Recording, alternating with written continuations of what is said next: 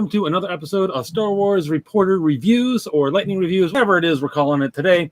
And Ginger's back with another comic review, another very, very cheap review courtesy of Comixology and their wonderful sales they do periodically. This time we're talking about the Thrawn miniseries. And what this one is it kind of goes into Thrawn's backstory or early days with the Empire.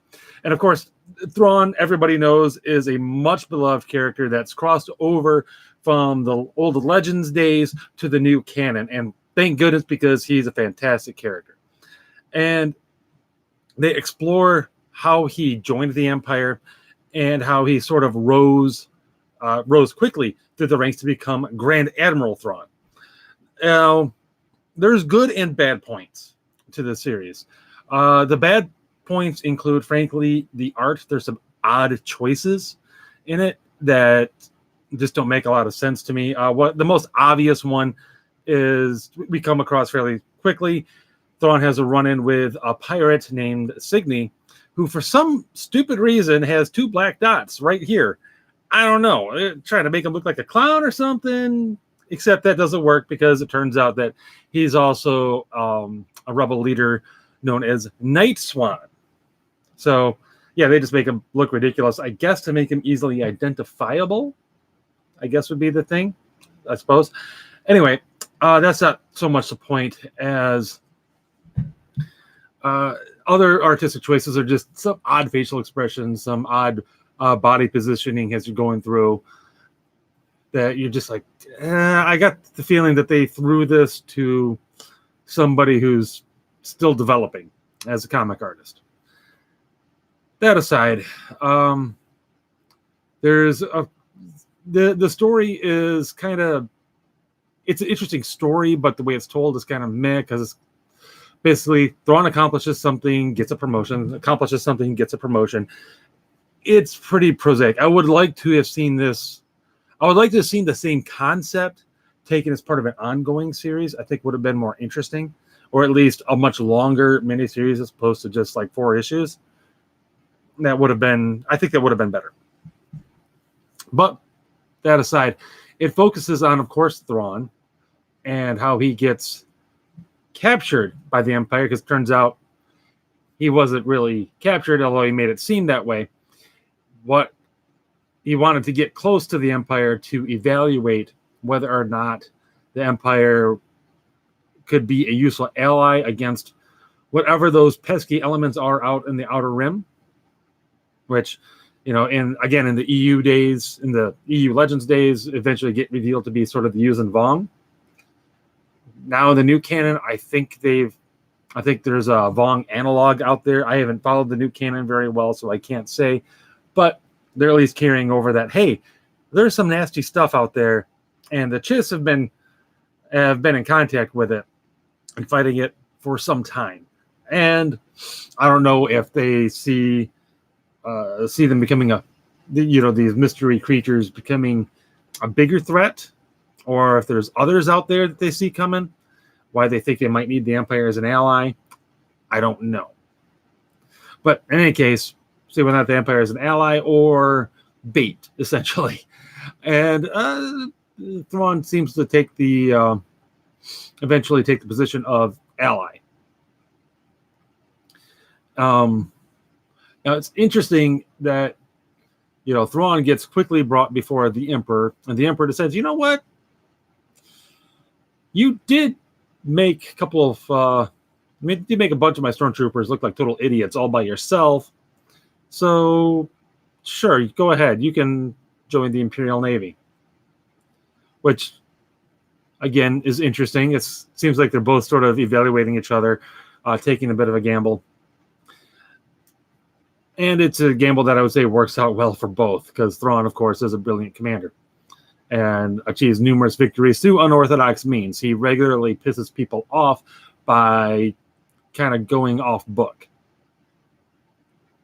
Now, aiding him along the way is his aide, Eli Vanto, who would be much happier just working in supplies and logistics, basically planning, supply routes and all of that. But because he happens to speak a language that Thrawn also speaks, he winds up getting attached to Thrawn the whole time. And it winds up being a pretty good relationship for them both. Because Eli, he for a while resents having to be stuck with Thrawn because he does want to move up in rank. And being somebody's glorified secretary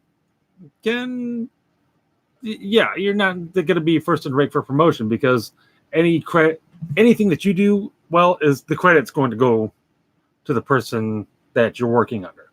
It's just the nature of the job. But it eventually does pay off for Eli. Thrawn does use his influence as an admiral to encourage significant promotions later on. Now, one of the things that I've heard talked about with this new version of Thrawn is that he does have a weakness. And that weakness is lack of a grasp of the way politics works. On the field of battle, he's brilliant, but doesn't really know what he's doing in the realm of politics. I'll be honest, I don't really see that. I think that's a little overblown, at least in this miniseries. And in the miniseries, they even make mention of his apparent ineptitude with politics. No, I think they're confusing ineptitude with I don't care. Because most of his political bumps is the phrase that's used by another person, becomes the main character, Arinda Price, who through politics becomes governor of her home planet. She uses that phrase, your career is a series of military triumphs and political bumps. Most of those bumps seem to be simply the result of people not liking his military triumphs. It's not that he's running around bumbling and making a fool of himself. No, it's that he's doing what he does, and I don't really care what you think about me. Yeah, there's a couple of times when people help him out and smooth over a bump or two. That's entirely true. But he also leaves room for that to happen. He knows that it's not his best place of operation. It's also not a place that he cares to operate. And pay attention to the questions that he asks. He's asking very good questions all throughout. If he doesn't understand something, he asks and does often manipulate even the politicians to wind up working in his favor. He's simply patient. He's not willing to engage in the bribery and backstabbery that is typical politics. He puts out his case, and he does, like I say, he doesn't engage, he does manipulate people, but he never does it in a deceptive way. He's very clever in the way he acts. He understands what people's motivations are. And that whole politics is a weakness thing, it's overblown. It's not completely without merit, but it's largely overblown, I think. Unless, of course, Thrawn does a better... unless, of course, Timothy Zahn in his new novels, does a better job of showing that as being a weakness. I don't know. But based on this miniseries, way overblown. And I say that even though it's left a little bit lingering whether Price is going to be an issue for him after this miniseries, which I believe is probably explored in the Rebels TV series based on a little stinger they threw in there. That Price must be a character in that. I'm guessing. I haven't seen it, but just based on what happens in this miniseries, I'm sure she is. And I'm sure Thrawn does a not terrible job of navigating those waters. And there was to show that politics isn't as much of a weakness as some people would say. Early on in the miniseries, he has a run-in with some politically connected fellow students at the Imperial Academy. And he's smart enough to know, rather than confront them directly and get charges pressed and everything, he basically talks to the commander and is like, well, how about we transfer them? How about we transfer these guys over here? Don't tell anyone when or why or anything. They just disappear. And these other two that we've got, problems with, also politically connected, they'll sort of get the message. Commander goes along with it, and there's certainly no negative repercussions from that action. So yeah, the whole political bumps as a weakness thing, I think, is dramatically overblown. But I'm sorry, I'm in danger of repeating myself a whole lot here. So to wrap it up, I think the character of Thrawn, of course, is well done here. It is good that they give him a little bit of a weakness. And also, I think they also do a good job of showing that he's not a dictator type commander, which again is a carryover from the Legends days. He doesn't just go, "Oh, you didn't do what I like, so I'm going to have you killed," or you're going to go kill clean villages for the rest of your career, or whatever. He is a calm and measured commander who makes decisions that, develop the people under him, do punish when necessary. But even when fighting the rebels, he's not interested in maximizing casualties. He'd much rather minimize them. He has no interest in just killing people. He has no interest in instilling fear just to instill fear. He'd much rather things go smoothly, but if there need be a fight, well, then I will win. Essentially is his attitude.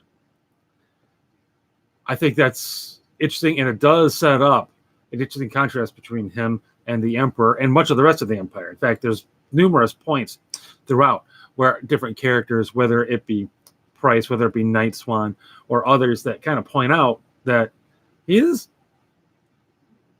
the way he works is not the way the Empire typically works.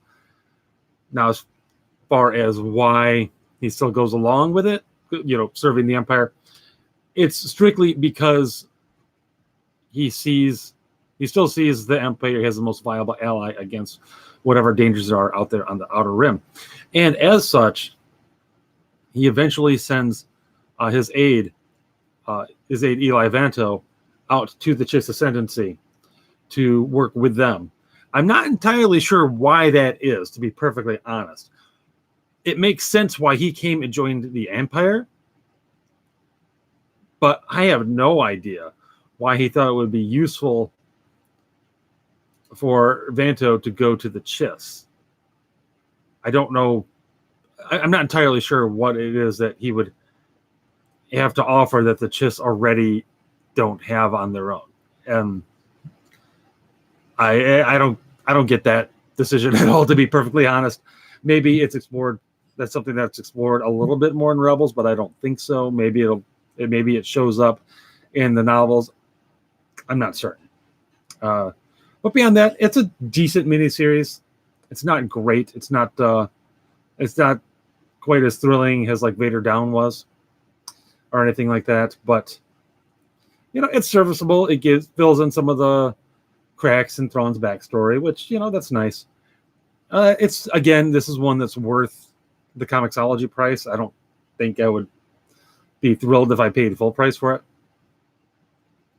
it. But I'd say that's about it for this review. Next up, we're going to have one on the Captain Phasma miniseries, which, let's just say, it doesn't do Phasma any favors. If you think she's a crap character, you're not gonna like her after this. That's for sure. So on that note, we will see you next time. And in the meantime, may the Force be with you.